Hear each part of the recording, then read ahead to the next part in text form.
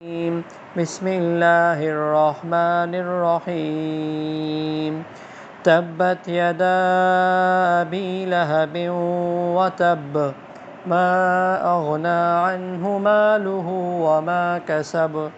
سیصلی نارا ذات لہب وامرأته حمالة الحطب فی جیدها حبل من مسد۔ سورۃ اللہب یہ مکی سورت ہے۔ لہب ابو لہب آپ صلی اللہ علیہ وسلم کا چچا تھا، جو سگا چچا تھا اور کافر تھا، اور اس صورت میں اس کا نام بھی ذکر کیا گیا ہے ابو لہب۔ ابو لہب جو ہے اس کا اصل جو نام ہے وہ عبد العزیٰ تھا۔ سرخ رنگ ہونے کی وجہ سے اس کی جو کنیت تھی وہ ابو لہب کے نام سے مشہور تھی، سرخ رنگ ہونے کی وجہ سے۔ اچھا یہ آواز جو ہے نا اس کو میوٹ میں کر دیں، یہ عادل بھائی میوٹ میں کر دیں گے نا تو پھر یہ شور نہیں ہوگا، شور سا ہو رہا تھوڑا۔ سائڈ پہ میوٹ کا بٹن ہوتا ہے نا، زوم میں دیکھیں میوٹ لکھا ہوا، اس پہ کلک کریں گے تو آپ کی آواز نہیں آئے گی۔ جی ابو لہب جو ہے اس کا اصلی نام بتا رہا تھا میں، عبد العزیٰ تھا۔ کنیت جو ہے ابو لہب کے نام سے مشہور تھی، اور لہب سرخ رنگ ہونے کی وجہ سے اس کی کنیت جو ہے نا وہ ابو لہب کے نام سے مشہور تھی۔ قرآن کریم نے اس کا اصلی نام ذکر نہیں کیا، یعنی عبد العزیٰ وہ ذکر نہیں کیا، وہ نام مشرکانہ تھا عبد العزیٰ، اور لہب جو ہے وہ اس سے جہنم سے بھی ایک مناسبت تھی، تو اس لیے جو ہے وہ لہب جو ہے ذکر کیا قرآن میں اس کا نام۔ یہ آپ صلی اللہ علیہ وسلم کا بے حد دشمن تھا اور اسلام کا جو ہے وہ شدید مخالف تھا۔ یہ سورۃ اللہب کا شان نزول ہے کہ آپ صلی اللہ علیہ وسلم پر یہ آیت نازل ہوئی وَأَنذِرْ عَشِيرَتَكَ الْأَقْرَبِينَ، کہ آپ اپنے قریبی گھر والوں کو ڈرائیے۔ اس کو میوٹ پہ کر دیں عادل بھائی، میوٹ پہ آپ نے کیا تھا نا، آواز بند ہو گئی تھی تو پھر ابھی دوبارہ کھل گئی ہے وہ شاید۔ جی شور سا ہوتا ہے نا پھر وہ آواز صحیح نہیں آتی۔ میوٹ پہ کلک کر دیں، آواز بند ہو جائے گی۔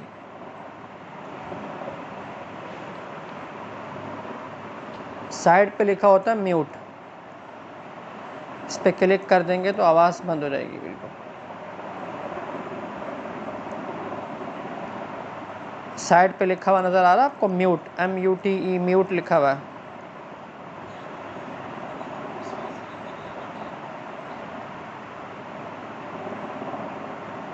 ابھی آپ نے کلک کیا تھا اس پہ، ابھی بند ہو گئی آواز، بس اس کو یوں ہی رہنے دیں۔ جی یہ سورۃ اللہب کا شان نزول ہے کہ آپ صلی اللہ علیہ وسلم پر یہ آیت نازل ہوئی نا کہ اپنے قریبی رشتہ داروں کو آپ ڈرائیے،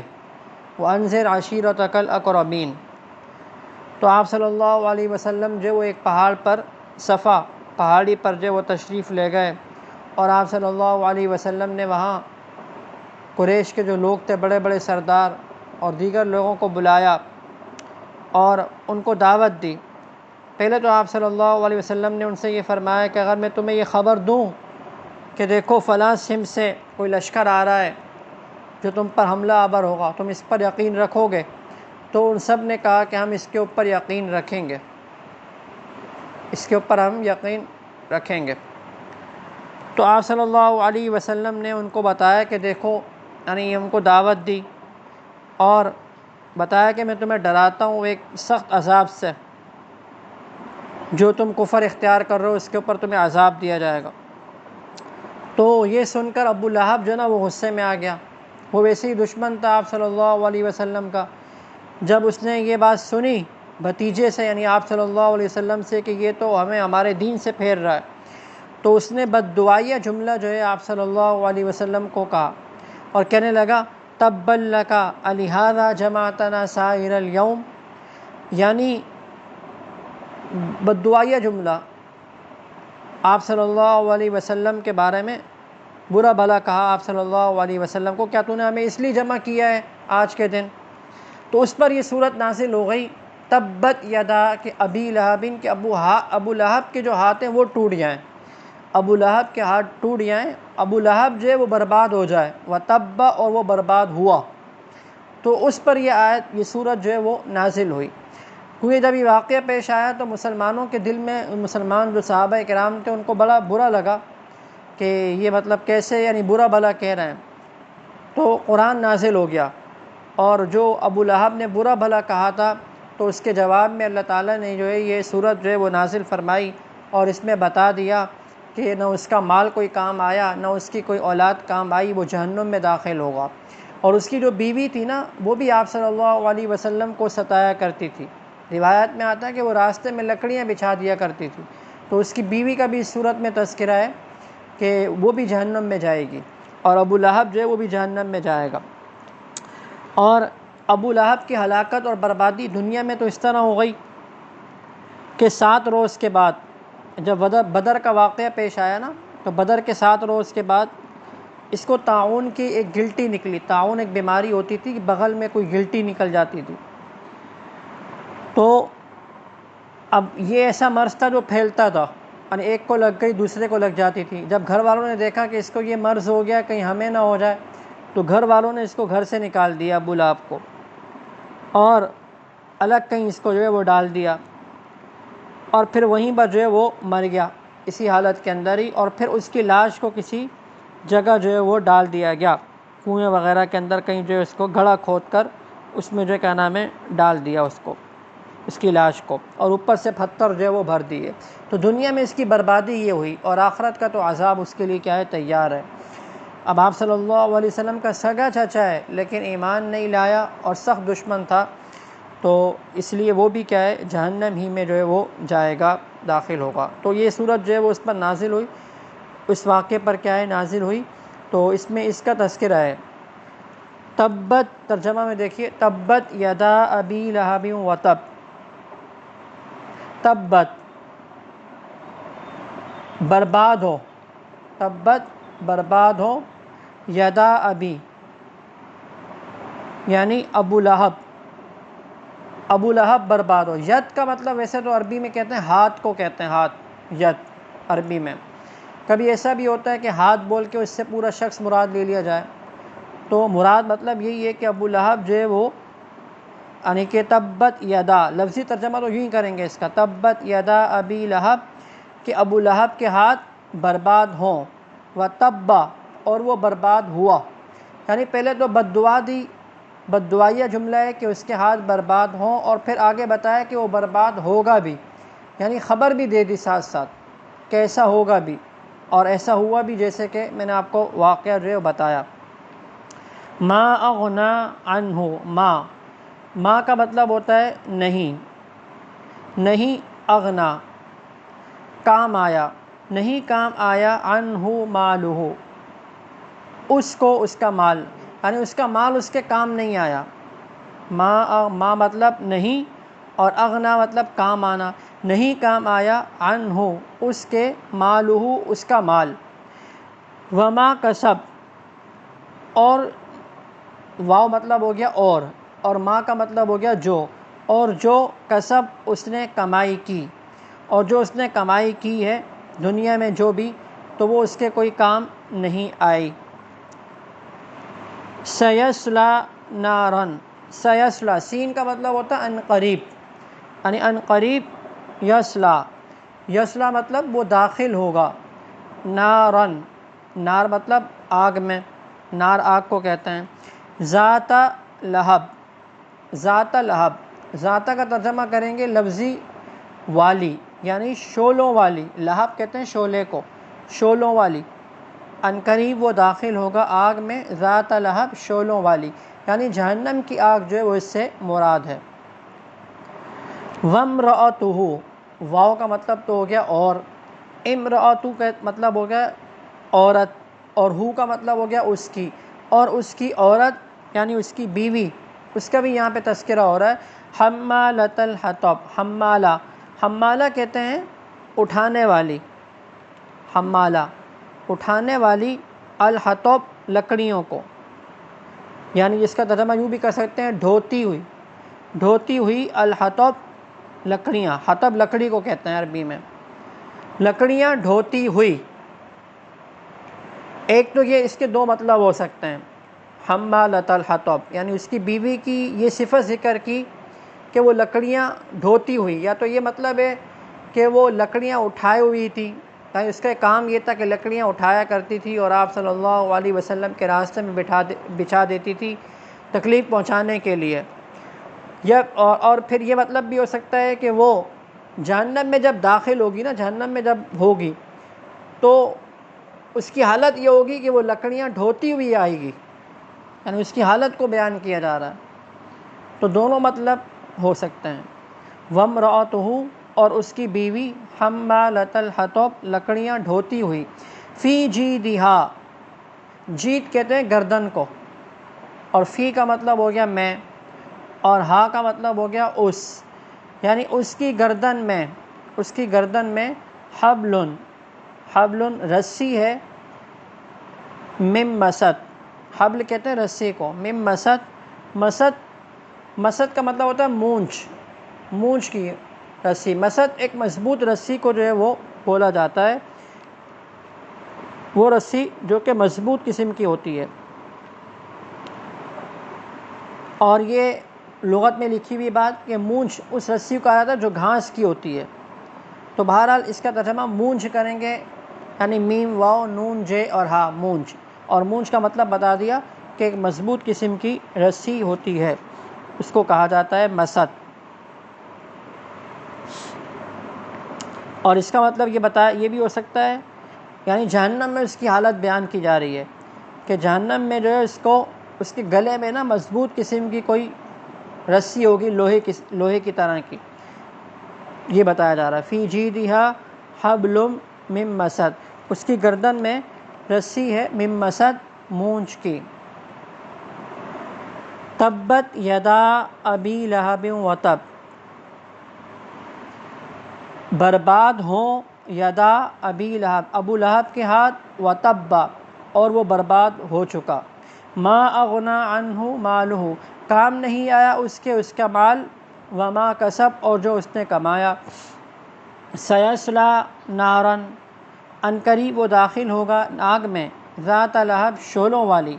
وامرأتہ اور اس کی بیوی، حمالۃ الحطب لکڑیاں ڈھوتی ہوئی، فی جیدہا حبل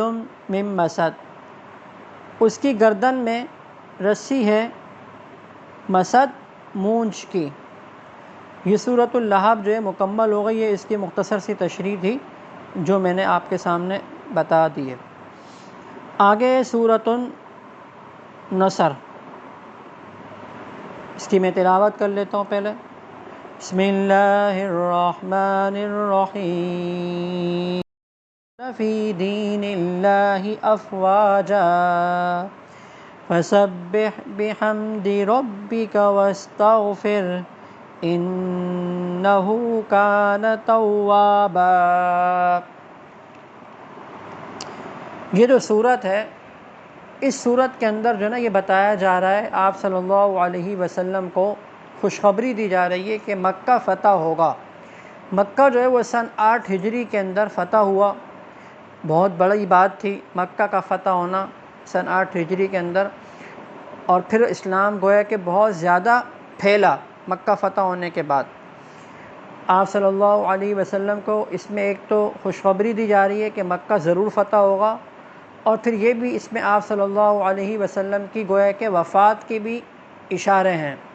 یعنی پھر اب آپ صلی اللہ علیہ وسلم عن قریب جو ہے وہ دنیا سے رخصت ہونے والے ہیں، اس طرف بھی اشارہ ہے۔ یہی وجہ ہے کہ جب یہ صورت نازل ہوئی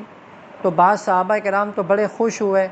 لیکن روایت میں آتا ہے کہ عبداللہ بن حضرت عباس رضی اللہ عنہ جو آپ صلی اللہ علیہ وسلم کے چچا تھے، وہ رونے لگے، اور وجہ یہ بیان کی، وہ یہ کہنے لگے کہ اس صورت سے معلوم ہوتا ہے کہ آپ صلی اللہ علیہ وسلم دنیا سے تشریف لے جانے کا ان کا وقت قریب آ رہا ہے، تو اس وجہ سے وہ جو ہے وہ رونے لگے۔ اس صورت کے اندر بتایا جا رہا ہے کہ مکہ جو ہے وہ فتح ہوگا اور آپ دیکھیں گے کہ لوگ اسلام میں تیزی سے داخل ہوں گے۔ اب آپ یہ کیجئے، کیونکہ اب آپ عنقریب دنیا سے جانے والے ہیں، تو اب زیادہ سے زیادہ آپ تسبیح کیجئے، استغفار کیجئے۔ آپ صلی اللہ علیہ وسلم کو استغفار کا حکم دیا جا رہا ہے، حالانکہ آپ صلی اللہ علیہ وسلم تو گناہوں سے معصوم ہیں۔ تمام انبیاء کرام علیہ السلام، ہمارا یہ عقیدہ ہے، یہ نظریہ ہے کہ آپ صلی اللہ علیہ وسلم اور دیگر جتنے بھی نبی ہیں ان سے کوئی گناہ نہیں ہوتا، وہ گناہوں سے بالکل معصوم ہوتے ہیں، نہ صغیرہ گناہ ہو سکتا ہے اور نہ ہی کوئی کبیرہ گناہ ہو سکتا ہے۔ پھر استغفار کا جو حکم دیا جا رہا ہے اس صورت کے اندر، تو یہ مسلمانوں کو یعنی دیگر لوگوں کو تعلیم دی جا رہی ہے کہ دیکھو، جب آپ صلی اللہ علیہ وسلم سے استغفار کرنے کا کہا جا رہا ہے تو دوسرے مسلمانوں کو تو اور زیادہ استغفار کرنی چاہیے۔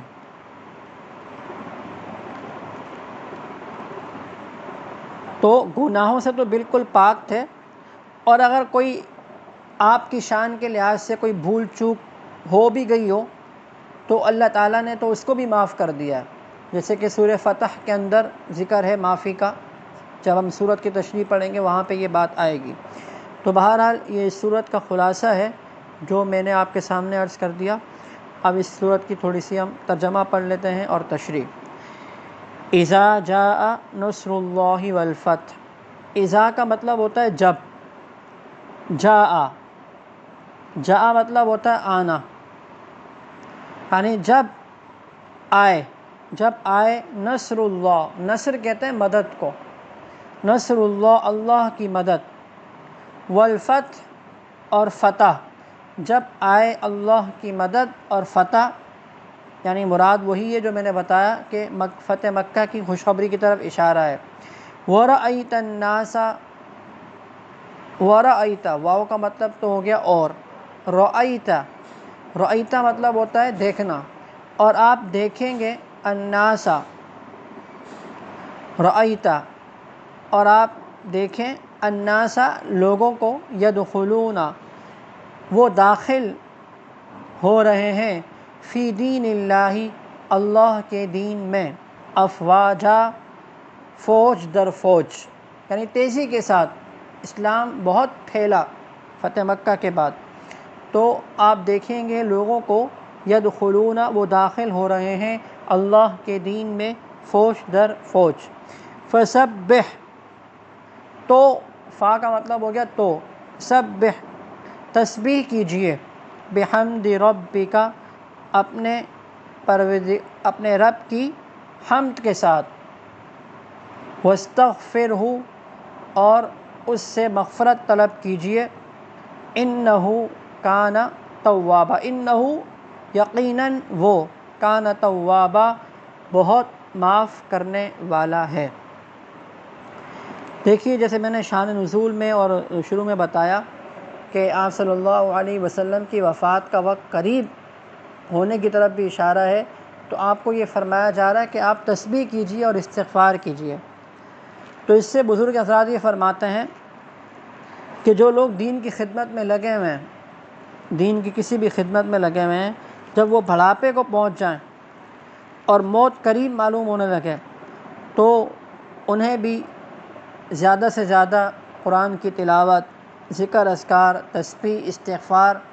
اس طرف زیادہ توجہ دینی چاہیے اور اس چیز کو بڑھا دینا چاہیے، جیسے کہ اس صورت سے یہ معلوم ہو رہا ہے۔ اس کا ترجمہ میں دوبارہ کر لیتا ہوں ایک دفعہ۔ اذا جب، جاء آ جائے، نصر اللہ اللہ کی مدد، والفتح اور فتح، ورأیت الناس اور تم دیکھو گے لوگوں کو، یدخلون وہ داخل ہو رہے ہیں، فی دین اللہ اللہ کے دین میں، افواجا فوج در فوج۔ فسبح تو تسبیح کیجئے، بحمد ربک اپنے رب کی حمد کے ساتھ، واستغفرہ اور اس سے مغفرت طلب کیجئے، انہ کان توابا بے شک وہ، یقیناً وہ بہت معاف کرنے والا ہے۔ توابہ مطلب، تواب کہتے ہیں توبہ کو قبول کرنے والا، یعنی معاف کرنے والا، یہ اس کا ترجمہ ہو گیا۔ اور مختصر سی تشریح ہو گئی۔ سورۃ الکافرون، آگے سورۃ الکافرون ہے۔ بسم اللہ الرحمن الرحیم، قل یا ایہا الکافرون لا اعبد ما تعبدون ولا انتم عابدون ما اعبد ولا انا عابد ما عبدتم ولا انتم عابدون ما اعبد لکم دینکم ولی دین۔ سورہ کافرون جو ہے نا، اس سورت کے کچھ فضائل بھی ہیں۔ ایک روایت میں آتا ہے کہ آپ صلی اللہ علیہ وسلم نے فرمایا، حضرت عائشہ صدیقہ رضی اللہ تعالیٰ عنہ فرماتی ہیں کہ آپ صلی اللہ علیہ وسلم نے فرمایا ہے کہ فجر کی سنتوں میں پڑھنے کے لیے 2 صورتیں بہتر ہیں، سورہ کافرون اور سورہ اخلاص۔ یعنی فجر کی سنتوں میں یعنی آپ صلی اللہ علیہ وسلم اکثر جو ہے وہ یہی پڑھتے تھے۔ فجر کی جو 2 سنتیں ہیں، پہلی رکعت میں سورہ کافرون اور دوسری میں سورہ اخلاص، تو اس سے معلوم ہوتا ہے کہ اس کی فضیلت ہے۔ اور ایک روایت میں اس کی بڑی عجیب فضیلت بیان کی گئی ہے۔ ایک صحابی ہیں حضرت جبیر بن مطعم، وہ فرماتے ہیں رضی اللہ تعالیٰ عنہ فرماتے ہیں کہ آپ صلی اللہ علیہ وسلم نے ان سے فرمایا ایک مرتبہ، یعنی کیا تم اس بات کو چاہتے ہو، اس بات کو پسند کرتے ہو، جب تم سفر میں جاؤ تو تمہارا جو زاد راہ یعنی توشہ ہے، جو سامان سفر ہے، اس میں کوئی کمی نہ ہو، مطلب تم خوشحال رہو، تمہاری تنگی وغیرہ پیش نہ آئے تمہیں، کیا تم اس بات کو پسند کرتے ہو؟ تو انہوں نے فرمایا کہ جی میں اس بات کو پسند کرتا ہوں اور اس بات کو میں چاہتا ہوں۔ تو آپ نے فرمایا کہ قرآن کی جو 5 صورتیں ہیں نا آخر کی، سورہ کافرون، سورہ نصر، سورہ اخلاص، سورہ فلق اور سورہ ناس، یہ 5 صورتیں یعنی سورہ کافرون،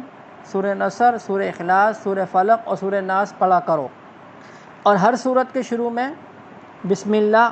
بھی پڑھا کرو، اور بسم اللہ ہی پر ختم کرو ہر صورت۔ تو وہ صحابی کہتے ہیں کہ میں نے جب اس پر عمل کیا نا، یہ جو آپ صلی اللہ علیہ وسلم نے بتایا، تو میں جب سفر میں جاتا تھا تو اپنے دوسرے ساتھیوں کے مقابلے میں میری حالت بڑی کمزور ہوتی تھی،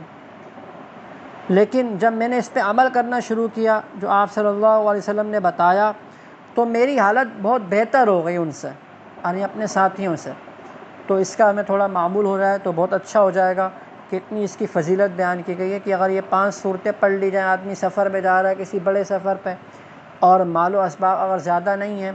اور اپنے جو رفقا ہیں ان سے تھوڑا کم ہے یعنی مال کے لحاظ سے، تو انشاءاللہ تعالیٰ اللہ تعالیٰ اس میں برکتیں دیں گے، اور جو اس کے ساتھی ہیں ان سے وہ بہتر حالت میں سفر میں وہ رہے گا۔ تو اس کا معمول کرنا چاہیے، اس کی فضیلت ہے۔ یہ سورہ کافرون کی شان نزول بھی ہے۔ شان نزول میں یہ بیان کیا جاتا ہے کہ کچھ کفار کے بڑے بڑے سردار تھے، مشرکین کے چند، ولید بن مغیرہ اور 2-3 اور، وہ آپ صلی اللہ علیہ وسلم کے پاس آئے اور کہنے لگے کہ آپ جو ہے نا ہم سے اس بات پہ صلح کر لیں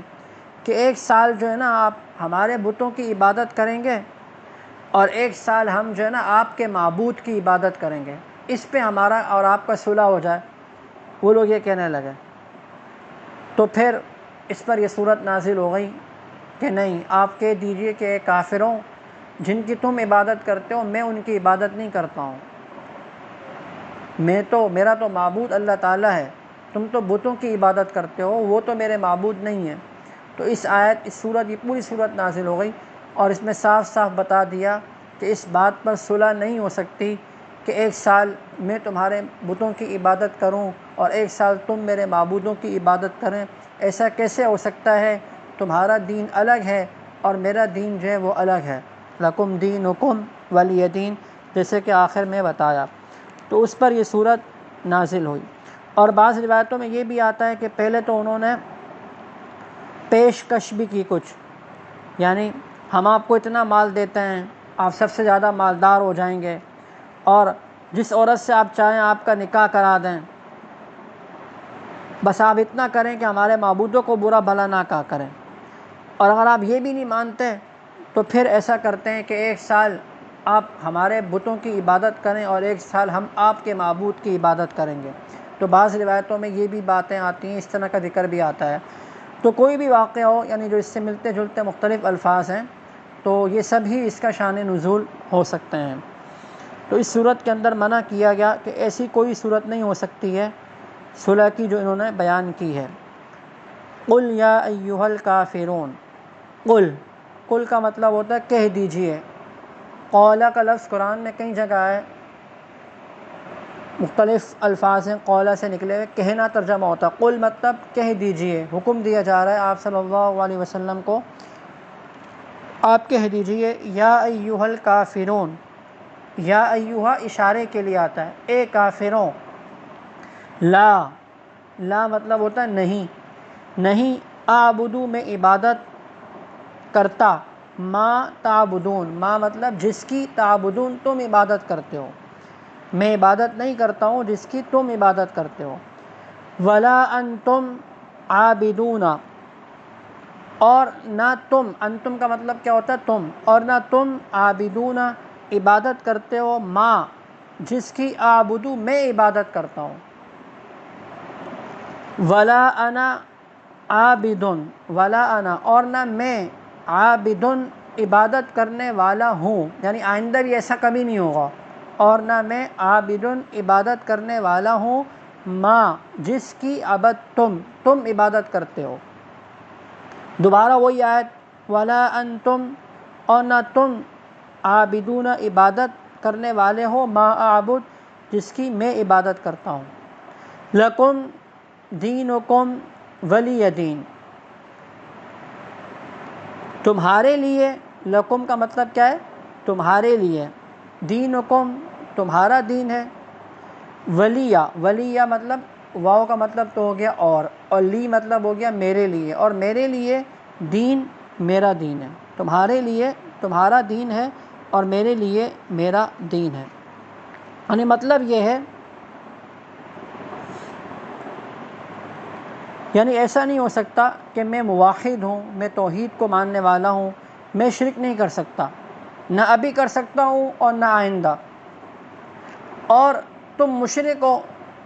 تو ایسا کیسے ہو سکتا ہے کہ تم مشرک ہو اور پھر بھی تم موحد ہو، یعنی تم توحید کو بھی مانو اور شرک بھی کرو، ایسا نہیں ہو سکتا، نہ ابھی ہو سکتا ہے اور نہ آئندہ ہو سکتا ہے، ایسا کبھی نہیں ہوگا۔ یعنی ایک ہی چیز کو تم کیا ہے اختیار کرو،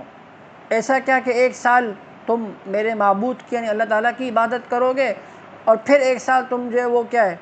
اپنے بتوں کی عبادت کر رہے ہو، یہ کیا، ایسا نہیں ہوگا۔ میں موحد ہوں، میں اللہ کی عبادت کرتا ہوں، تو میں بتوں کی عبادت نہیں کر سکتا کیونکہ وہ شرک ہے، اور تم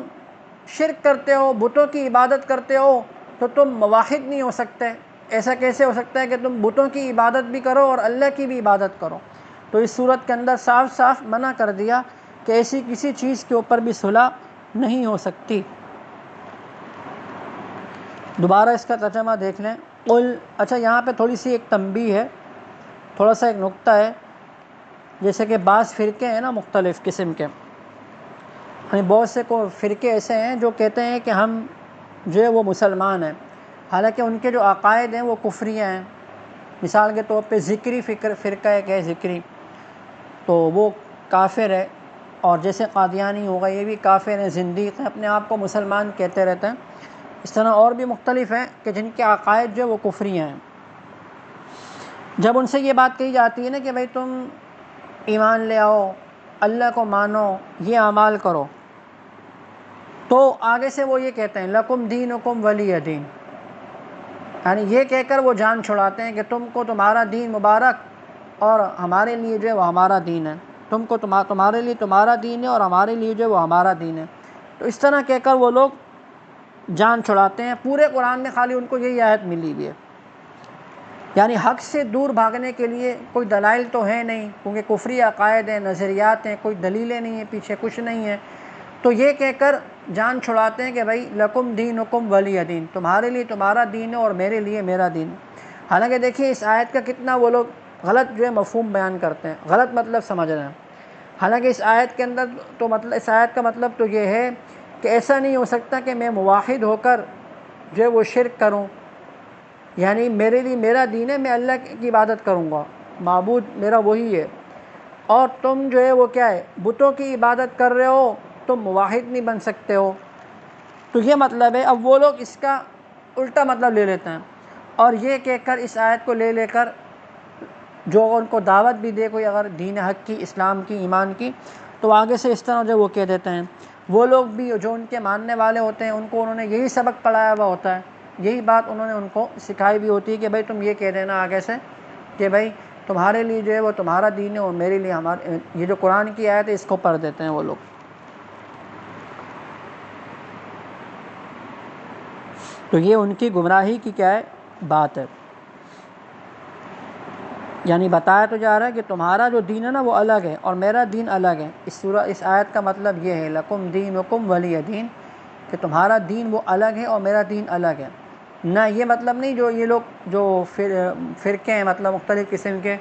یہ کہہ کر جان چھڑاتے ہیں کہ بھئی تم خود عمل کرو اپنے دین پہ اور ہمیں اپنے دین پہ عمل کرنے دو، یہ آیت پڑھ دیتے ہیں۔ تو یہ اس کی مختصر سی تشریح تھی جو میں نے بتا دی۔ اس کا ترجمہ ایک دفعہ اور دیکھ لیتے ہیں۔ قل، آپ کہہ دیجئے، یا ایھا الکافرون، اے کافروں، لا نہیں، اعبدو میں عبادت کرتا ہوں، ما جس کی، تعبدون تم عبادت کرتے ہو، ولا اور نہ، انتم تم، عابدون عبادت کرتے ہو، ما جس کی، اعبد میں عبادت کرتا ہوں، ولا اور نہ، انا میں، عابدن عبادت کرنے والا ہوں، یعنی آئندہ بھی ایسا نہیں ہوگا، ما جس کی، عبدتم تم نے عبادت کی، ولا انتم اور نہ تم، عابدون عبادت کرنے والے ہو، ما اعبد جس کی میں عبادت کرتا ہوں، لکم تمہارے لیے، دینکم تمہارا دین ہے، ولیہ اور میرے لیے دین میرا دین ہے۔ دینی، یہ میرا میں ترجمہ جو کر رہا ہوں نا اس وجہ سے کر رہا ہوں، یہ نون کے نیچے زیر ہے، آپ دیکھ رہے ہیں، تو نون کے نیچے زیر کا مطلب ہے کہ یہاں پہ کوئی یا وغیرہ تھی عربی گرامر کے اعتبار سے، تو اس وجہ سے اس کا ترجمہ ہو رہا ہے میرا اس وجہ سے کر رہا ہوں، ورنہ دین کا مطلب تو دین ہے۔ دینی جو آ رہا ہے نا نون کے نیچے زیر، یہ عربی گرامر کے لحاظ سے یہاں پہ کوئی یا مطلب ایک معذوف ہے، ذکر نہیں ہے، تو اس وجہ سے اس کا ترجمہ میرا یہ کیا جا رہا ہے۔ تو یہ 3 صورتوں کی الحمدللہ آج ترجمہ ہوا اور اس کی مختصر سی تشریح بھی میں نے بتا دی ہے۔ اب کوئی اگر سوال کسی کے ذہن میں سبق سے متعلق ہو یا